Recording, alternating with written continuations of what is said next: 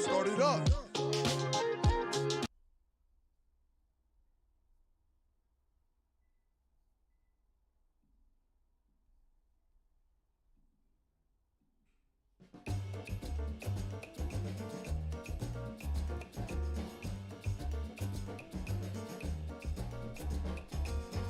Cheap Not Broke fam, it's Wednesday. It's time for the, you know what it is.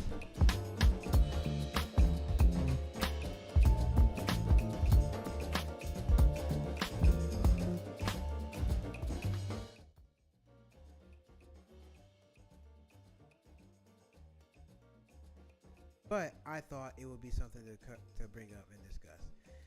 It's something that, means something to me. Anyway, question is, topic of the night is, does Netflix profit from people's pain? Does Netflix profit from people's pain? Is the question. Cause I don't know if you know this or not. They have a new documentary that just came out. It is called. What is the name of this damn documentary? The Perfect Neighbor.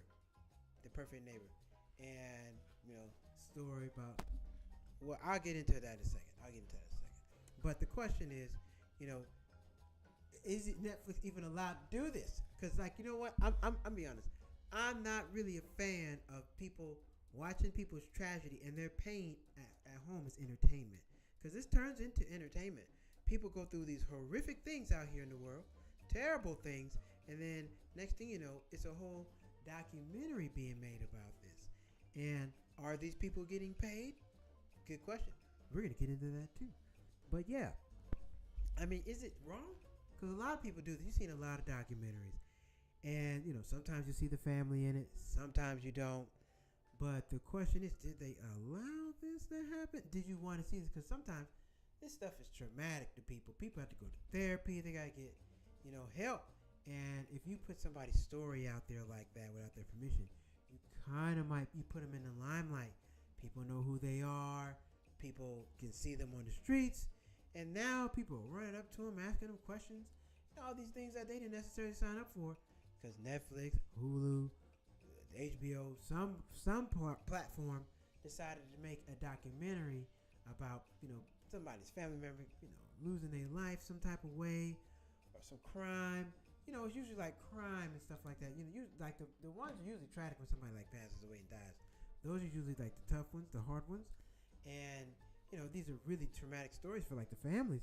But people are just sitting at home watching it like a TV show. And that's what it's intended to be, a TV show, entertainment. You're sitting at home being entertained. And this is, this is hell for some people's lives. So, But yeah, let's get into it. All right. Well, how does Netflix make money? In the first place, they make money off of subscriptions. They don't run any ads. I think they do have a paid ad platform, but you just pay less money. However, they still make all their money off of subscriptions.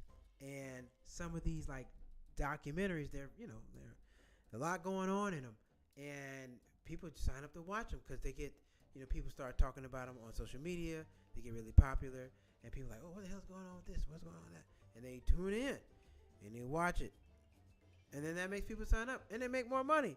And that's how they do it. Because people get curious, about painful stories, emotional things, people, stuff that, really tugs on your heartstrings. Netflix capitalizes on that by framing real life suffering as entertainment, often using suspenseful music, cliffhangers, and dramatic editing. Yes. So these people just scour around looking for stories, and they tell these people stories. I'm pretty sure these people did not sign off on this story being told. I know they didn't. This lady has children, and the news story is about a lady in Florida. It was about stand your ground law, and it was a neighbor, and she ended up. I think she went the black lady. It was black lady, white lady. And the black lady went over to the white lady's house, knocked on the door to complain about what she said or did to her kids, and she ended up shooting her and killing her. And she went to jail for that. She's in prison now. I think she got 20 years. So, but yep, that's what happened with that, and that's the newest one that everybody is watching. So yeah, a long-running neighbor dispute in Florida escalates into fatal violence through police body cam footage. So they got the body cam footage to show all that. I'm personally not gonna watch it. I'm like, nah, man, because that was in the home state. That's a little home. That hits a little home. So I'm like, I'm not watching that one. But what was that? American Murder Next Door. Remember the people down in South Carolina when they had the whole murders and stuff like that? That became a whole documentary, and that was real. Them people, that man really went to jail. The kid, the dude lost his brother. He lost his mom, and his dad's in jail. He lost his whole family, and he's still like be out here functioning in the world, and people are watching that. Just like entertainment, they talk about it for a little bit, and then they move on.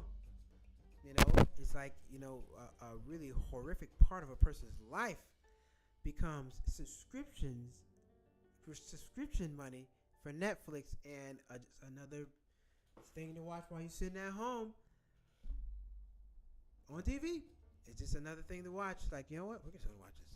This is what's going on here. So that was that. But the other one's American Murder Family Next Door examines 2018 Watts family murders using raw footage. So the dad ended up killing his family, his wife and his son. And, they hid it for a while because they knew it was a small town. They knew everybody in the city. I watched that one. But, The Perfect Neighbor, I'm not watching that one. I'm not going to watch it. That lady, I think I'm not going to watch that one. Not going to watch it. But here's the thing. So, I wanted to know, I did my research and said, does Netflix need permission to do this? Because they're going to make money.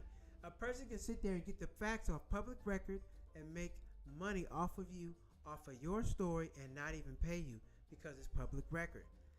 If a story is based on public records like court filings, police reports, news footage, or public testimony, Netflix doesn't need permission from families or anyone involved. Example, American Murder, The Family Next Door used body cam footage, news clips, and social media posts that were already public record. As long as they're publicly available or licensed materials, they're legally in the clear. So you can be going through some stuff, man. Some tough thing happened to you, and they can take it and make a whole documentary about you. I wonder, like with all these celebrities and stuff. When you see these celebrity documentaries, like the Diddy documentary, as soon as something happened, Diddy, R. Kelly, Bill Cosby, as soon as something happened, they made a whole documentary about these cats. They don't need their permission, and that sits up there forever, and people can just go watch it, and that's different. But those guys committed crimes. But other people, like this case, these kids lost their mother, they lost their mom, and they're gonna make a whole documentary about this, and people just gonna sit back and watch it, and then someone come up and tell you and ask you questions that knows you, might take you back to a place. Nah, I don't sign off on this stuff, man. Now, have I watched some of the documentaries? Yes, but I always wondered and thought about it. I said, man, we're sitting here watching people's lowest points in life as entertainment, and these people are not compensated, nor do they sign off or agree on these things being made. That's wild. That's wild when you really think about it. Now, most people aren't going to think about it because you're not in those people's shoes. But if you are, man, if Netflix wants to use private materials such as family interviews, home videos, or diaries, they must get permission, usually through signed release forms. I don't know if they're going to still pay you. But example, what was this one? There was one. What's this documentary about? It was called. What's the name of this other one? Take Care of Mine. What is that one about? It was another one. Hold on a second. Take Care.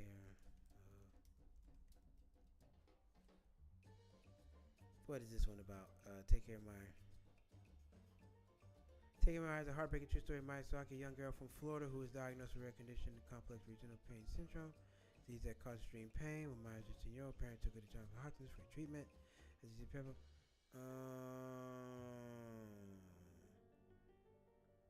Yeah, yeah, yeah. That's another one. I didn't watch that one either, but that's talking about about a little girl. She had another problem. But take care of my. So I guess for that one, that's another one about a little girl who was going through some issues at the hospital. I didn't watch that one, but her parents gave them the footage so they could make the documentary. So yeah, I guess some people are more willing to do it than others. Now documentaries don't make like a lot of money either. They're not like going to films making millions of dollars. Maybe some do, but most that I know don't make a lot of money. Oops, there we go. Don't make a lot of money, but but they make some, and you are not compensated for it, and your family is sat out here, put out here because it might happen. Everybody doesn't know about it. It might happen in your county, your city, your state, and that's only ran on the local news because a lot of everybody don't know about these things. But it gets put on Netflix now. It becomes worldwide. Everybody knows about it, and people forever might ask you questions or. Now, you lose your sense of privacy and they put you out there, put you at risk. And now people might know where you stay at, not necessarily your house, but they know what city you're in, your state. They're going to bring up your name.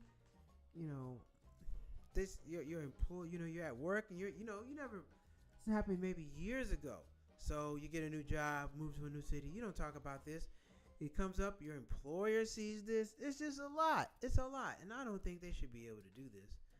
I don't, or they're at least mandatory. They have to get paid. Pay these people for what they, if you're going to tell their story.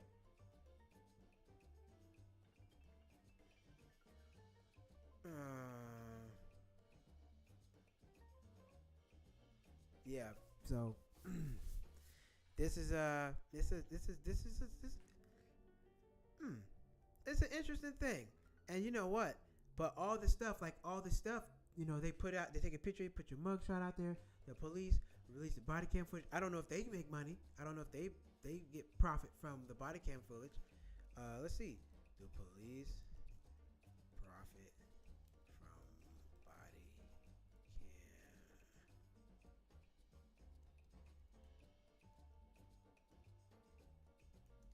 Do the police profit from body cam footage? Let's see. Do the police profit from body cam footage? Let me see. Oh, do they sell it?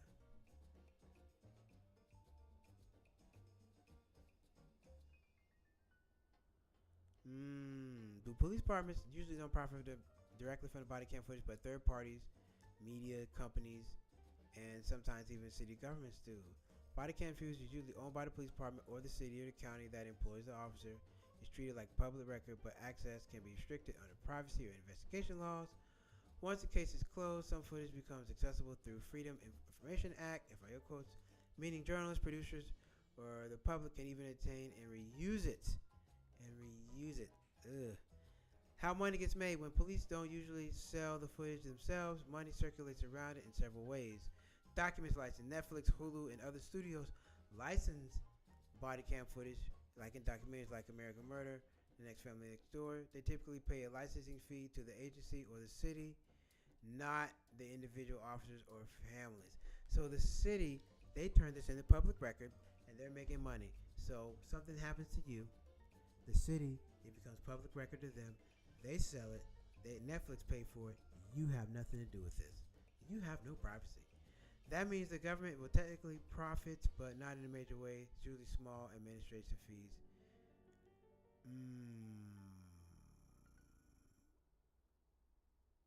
Shows like Cops, Live PD, Body Cam, Discovery ID monetize real footage of arrests, shootings, and chases. Production companies pay to access footage or embed with departments.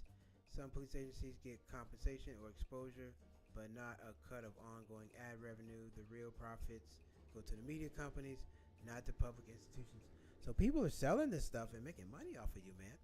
And you're going through this hellhole, and somebody's out there selling it, making money, man. That's unreal. And then the pain and suffering and the other stuff, because things come from that. Your face gets out there, your name gets out there. And a lot of times these things have happened in the past, and then it pops up, and everybody knows about it now. You know, you could have been trying to lay low and hide out, like don't want nobody to know about none of this stuff. But nope, they're gonna bust you out, and when people see you, you still gotta go out, go grocery shopping unless you're famous or whatnot. You got team to take care of business. You probably still have to go out. You probably still may have to go to work. People see this stuff. They look at you at the Zoom meeting. Hey, was that you on the Netflix documentary? People say something. You have problems at your job. Because like I said, this happened years ago. You're not going to just voluntarily give anybody that kind of information about something like that happening to you. No. Why would I just tell somebody, hey, you know what? I had this horrific event happen in my life. And Netflix is now about to make a documentary about it. You're not going to say that. You're not going to say any of those things. You're going to go on about your business and try to move on and forget whatever happened. But they bring it back up, and now they're going to show it. These kids might be in school. Man, because I know she had children. The new documentary, that lady that had kids, she did have kids, and they still got to go to school and probably deal with these things. And does Netflix care? Nope. They're going to pay for their college? Nope. Not going to do anything. And they just, scoundrel looking for people's stories to tell without their permission. Man. Lay low, man. And like I said, it becomes public record. So whatever, what if something happens in your home? Now your home is public record. Whatever they want to show, it's public record now. Anybody can see it. Anybody can watch it. Think about that. Think about that. People that you don't even want to know. You try to put this out your mind. People that you don't even know you, that don't even know you, watch the documentary. You know that about you. And that's the first thing they know about you. Do you get to introduce yourself, talk about who you are, do all those other things? No, you do not. Nope. They're going to see this and judge you based off of whatever Netflix documentary is. You might be the person that did something and, served your time, got out of jail, went on about your business, and bam, here's a documentary about you. What? I tried to put all this behind me, and here you are, you guys trying to make a 5-episode series about me? You bastards. And I'm not even getting paid. However, it can cost you some money. It can cost you some money. I do know that. It can cost you some money. So, what do you guys think? Drop a comment. Curious to hear your thoughts on this. What do you think about these? Do you watch these type of shows? Tech companies, body cam manufacturers like Axon, formerly Taser, profit big. They sell their cameras and cloud storage subscriptions to departments nationwide. Departments spend millions in taxpayer dollars on these systems every year. So indirectly, private tech companies profit the most from the body cam industry. Ethical dilemma. Body cam footage was meant for transparency and accountability, not entertainment. But once it hits the internet, it's often used in viral clips and TV shows for clicks and profit, viewed millions of times, turning someone's worst day, even a death, into content, monetized through ads, YouTube, TikTok, and streaming networks. Families and victims never see compensation, even when the footage of their loved one's death generates millions of views. That's heavy. That's heavy. I'm sure, I have to look up the law. I'm sure there's a court case that must have covered it. Yeah, I'm pretty sure there's a court case out there that allowed all these things to become public record. Hello. Hello, Mom. Thank you for watching. Hello. Let me look it up. What law allows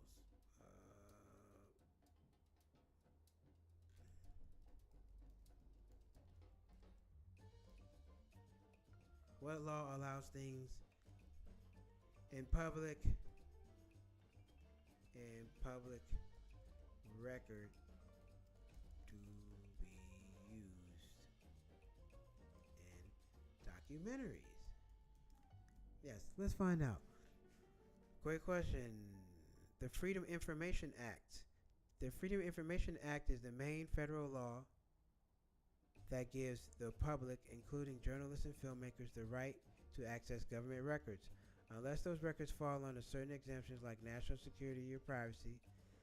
What it matters for documentaries, reporters, producers, and media companies use the Freedom Information Act to request body cam footage, police reports, and court documents. Once released, the information becomes public record, meaning anyone can legally reuse it, including documentaries. This is how stories like American Next Door, Perfect Neighbor, include body cam footage and record documents.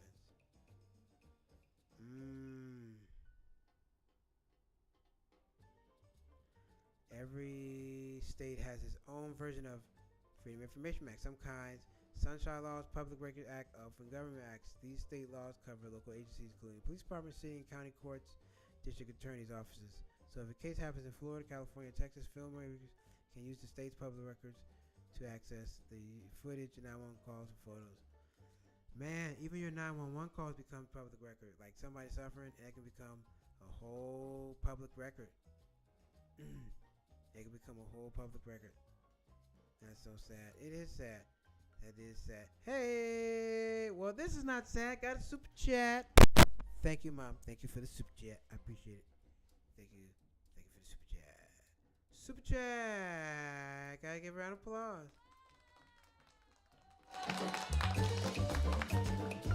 Super chat.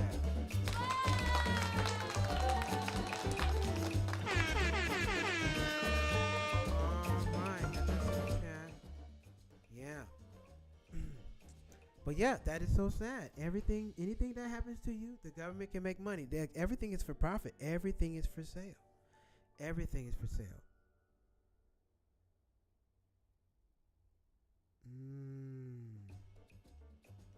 Once a documented video or court transcript enters public record, copyright doesn't apply in the same way.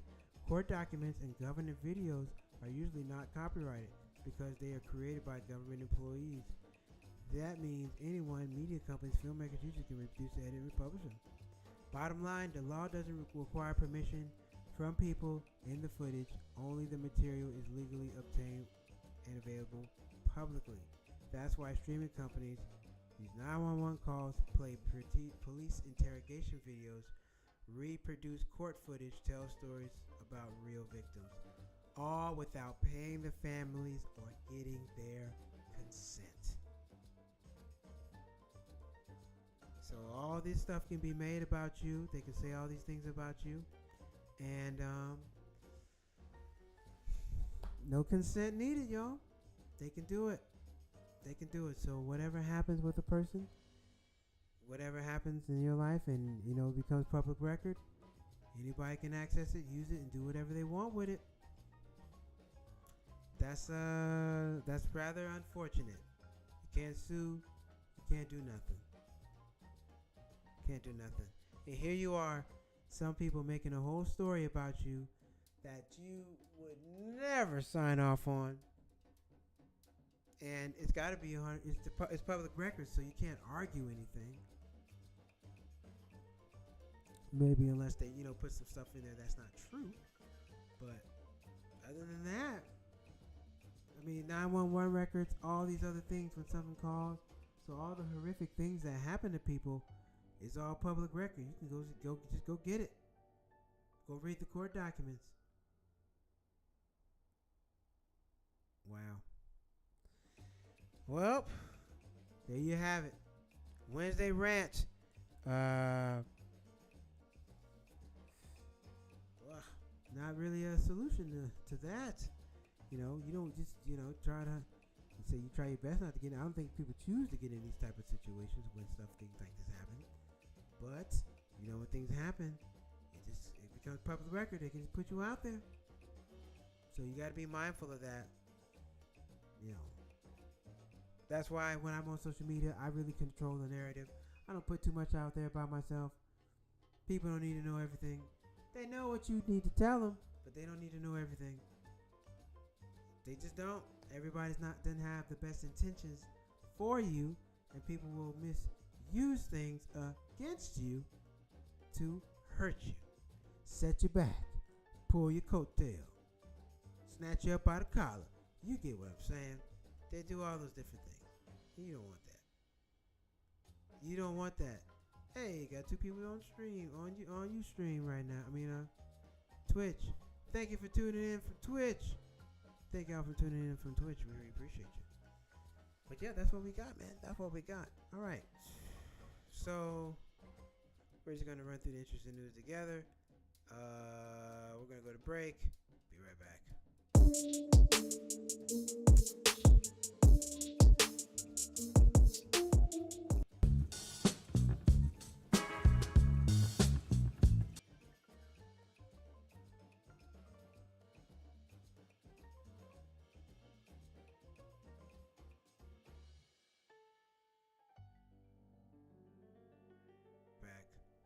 Talking Netflix, wait a minute, why is it doing this?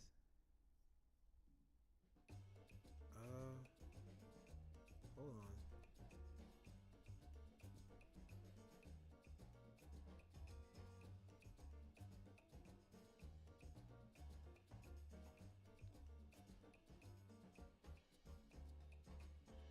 Check out, bro fam. Thank you for tuning back into the channel. 1,000 subscribers, each and every subscription. There we go. Software trying to be funny, acting up on me. But yeah, man. So when you watch these documentaries about people, just be cognizant. Just know, whoever you're watching a documentary about or on, the family made no money. They probably did not consent to it, and just think about what they're going through, having to relive those moments. They're not going to watch it, but people coming up to them, talking about it, discussing it. Your loved one's tragedy, or a person's tragedy, now becomes a topic of conversation on the internet. It only lasts for like 2 weeks, then people move on to the next thing. So I'm gonna be cognizant about that. And like I said, this newest one, I'm not going to watch it. Not gonna watch it. Don't want to see it. Nope. They say it's no good. So, and it's going to make you sad, and I don't need that. In short, if information was publicly available or lawfully obtained, they can publish and sell a profit from it. What they can't do is invade someone's privacy with private materials like medical records or unreleased home videos, or use defamatory or false information.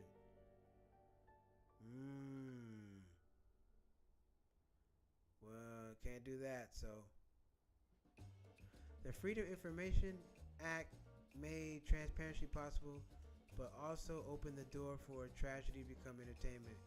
Once something's public record, Netflix can use it. When did the act pass? When did this act pass? Freedom of Information Act was signed into law July 4th, 1966 by Lyndon B. Johnson and went into effect July 5th, 1967. 1966 Conference passes Freedom of Information Act, giving citizens the legal right to access federal government's records. 1967, the law officially takes effect. 1974, major amendments after Watergate scandal strengthened the law, forcing agencies to release more information. 96, the Electronic FOA Amendments Act expanded access to digital records like emails, online databases. 2007, 2016, more reforms require agencies to proactively post frequently requested materials online and improve transparency tracking.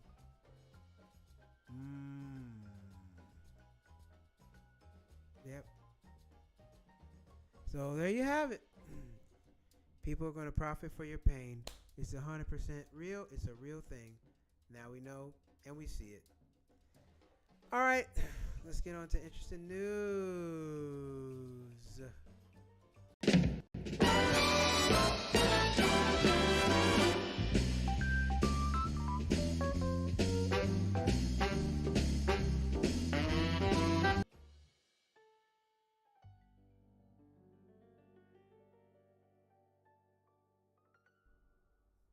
All right, let's get to the interesting news. We're just gonna run through it all together. I didn't pick out as many stories tonight, but that's okay. That's all right. Once I can get to where I need to be. Where is it? There we go. Boom. Ugh, dirty. That's better. All right, here we go. We're just gonna pick some stories. I'm gonna pick some stories. City boss handed chair title and 25 million joining rival banks that have CEOs in both roles.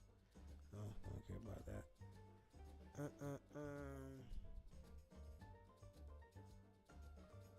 Oof. Let's read this.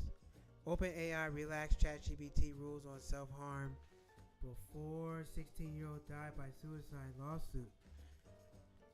OpenAI erased restrictions on discussing suicide on ChatGPT on at least 2 occasions in the year before 16-year-old Adam Rowe hanged himself after the bot allegedly coached him on how to end his life, according to the amended lawsuit from the youth's parents. They filed a wrongful death suit against OpenAI in August. The grieving mom and dad alleged Adam spent more time, 3 hours daily, conversing with ChatGPT about a range of topics, including suicide, before he hanged himself in April. The Reigns on Wednesday filed a minute complaint in San Francisco State Court alleging that OpenAI made changes that effectively weakened guardrails that would have made it harder for Adam to discuss suicide.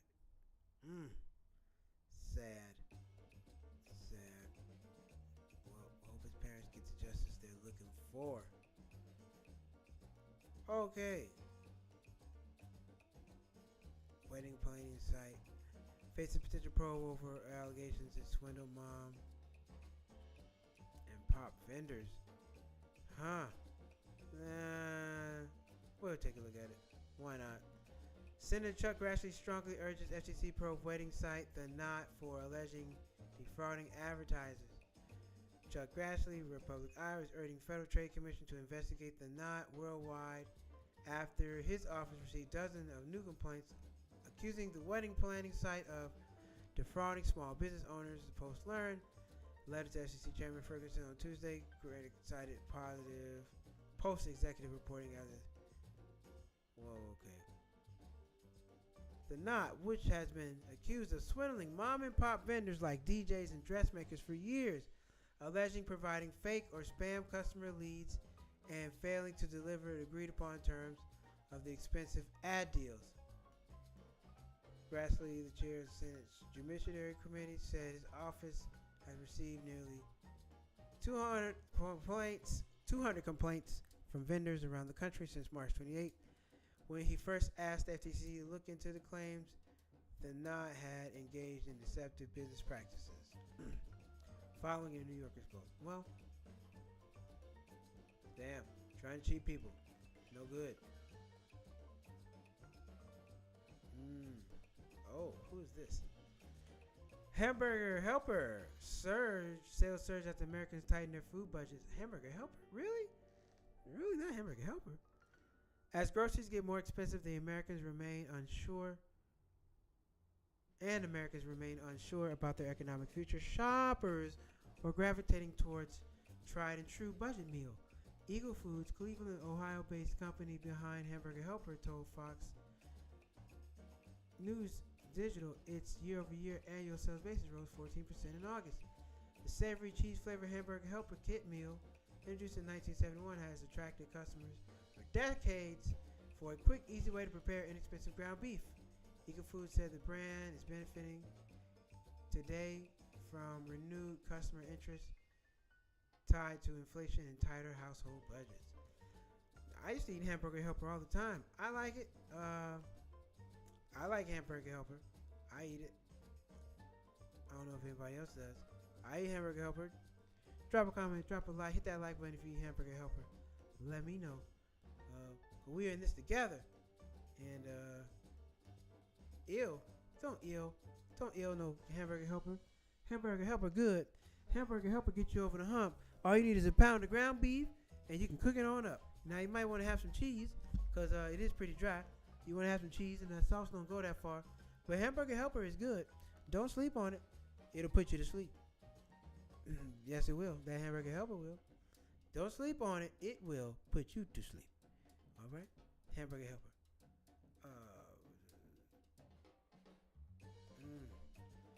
We were talking about the government shutdown. This is a result of what's happening. SNAP recipients warned of food stamp cuts starting next week. Thanks to government shutdown, SNAP recipients of several states are being warned that they won't get their food stamps starting next week. The federal government shutdown drags on. New York, New Jersey, Pennsylvania, Maryland, Texas, and Illinois, and California among the states that issued the warnings. Trump administration has indicated to New York that they will not allow states to distribute funding for SNAP recipients.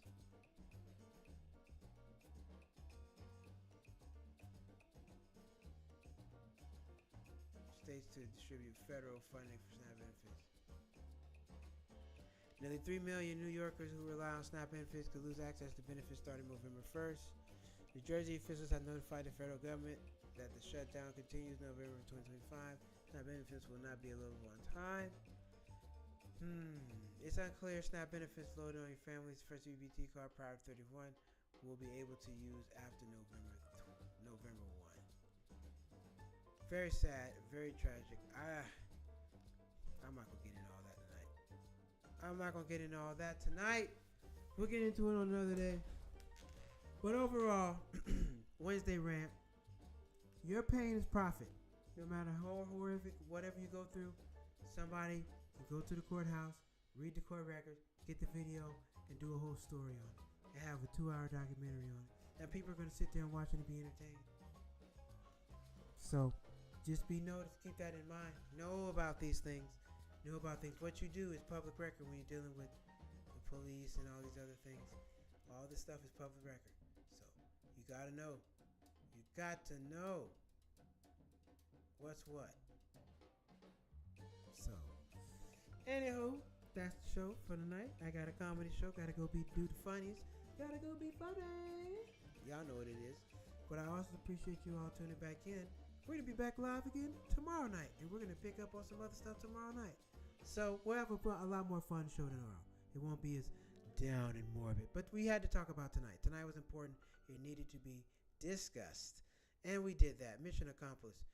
So thank you, Phyllis Hall, Mom, for the super chat. Thank you, Shauna5387, for your comments. We appreciate them. And everybody else, thank you all for watching. Even if you just peeped your head in, thank you for coming in. We appreciate you. We'll see you all tomorrow night. Take care.